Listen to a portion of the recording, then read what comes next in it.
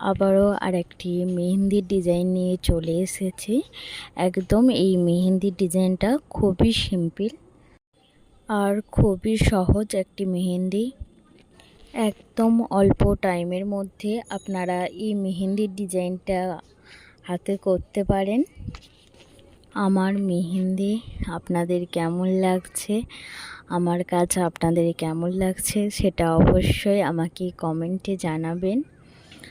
আমার কাজ যদি আপনাদের ভালো লেগে থাকে, আমার পার্টি মেহেন্দি আর ব্রাইডাল মেহেন্দি অ্যাভেলেবেল আছে।